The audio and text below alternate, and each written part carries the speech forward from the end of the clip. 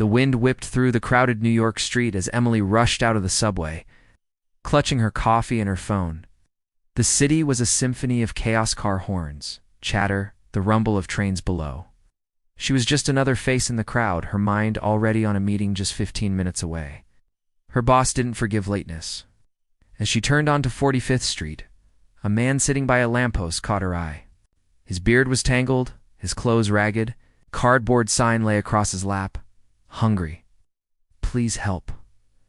For a split second, Emily hesitated. Her heart gave a strange tug. But she tightened her grip on her purse and walked past. She told herself she didn't have time. She told herself he'd probably spend the money on the wrong things. And yet as she walked away, something about him, the curve of his jaw, the shape of his eyes, felt oddly familiar. She shook it off and kept walking. The meeting went perfectly. Her boss praised her. They closed a new deal, and by lunchtime, Emily was smiling again. But sitting by the cafe window, the image of the homeless man wouldn't leave her. There was a profound sadness in his eyes, something deeper than just hunger. That evening, on her way home, she saw him again. He was still there, head bowed, a few coins in a cup. She almost stopped, but then a text lit up her phone.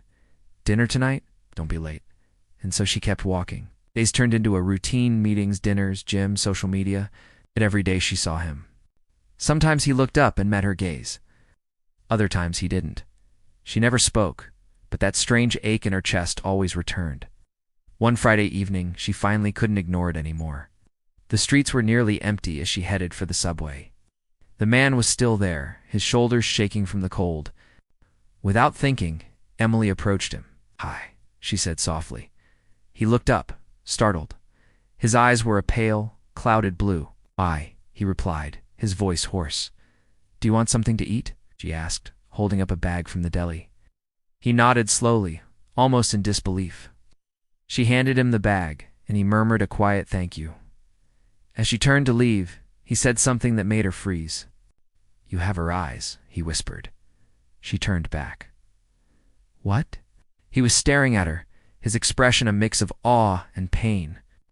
"My daughter," he said. "She had eyes just like yours." Her stomach tightened.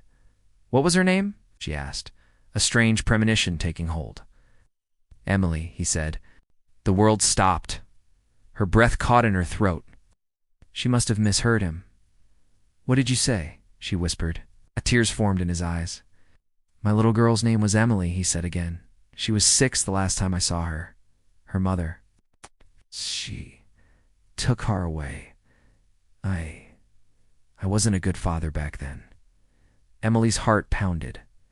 What was her mother's name? "Anna," he said.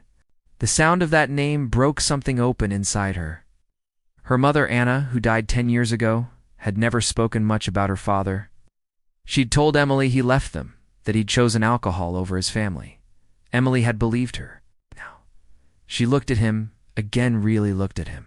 The lines on his face, the shape of his nose, all clicked into place. "I'm Emily," she said, her voice shaking. He stared, confused. "What?" "I'm your daughter," she whispered. "I'm your Emily." For a long moment, neither of them moved. The city noise faded into silence. His trembling hand reached out, stopping just short of her arm, as if he was afraid she'd disappear. "Emily," he said again, disbelief cracking his voice. Tears blurred her vision as she nodded. "Yes, Dad." He broke then.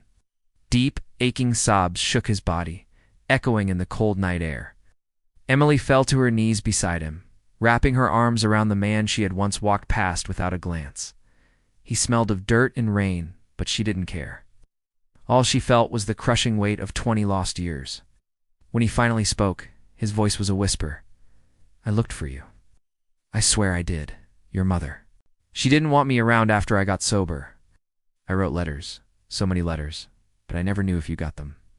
Emily's chest ached. "Mom never gave me any letters. She said you left." He nodded, pain in his eyes. "I did for a while, but I changed. I got clean.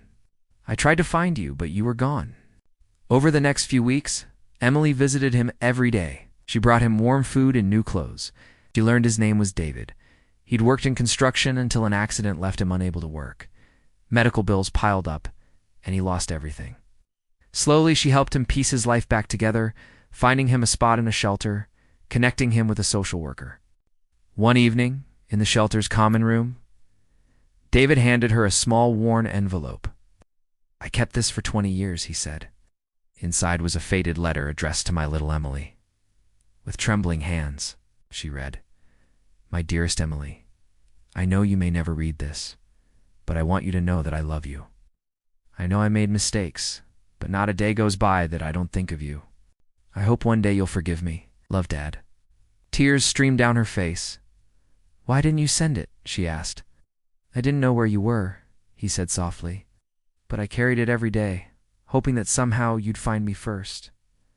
Months passed. David moved into a small apartment, started volunteering, helping others who were struggling like he once had. And for Emily, everything changed. She no longer rushed through life ignoring the faces on the street. She started to see the stories unfolding all around her. And every Sunday she had dinner with her father. Years later, after David passed away peacefully, Emily found that letter again.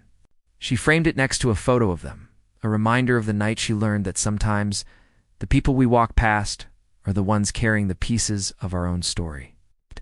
And every time she saw someone alone on the street, she stopped, because she knew that every person has a story, and sometimes that story is closer to our own than we could ever imagine.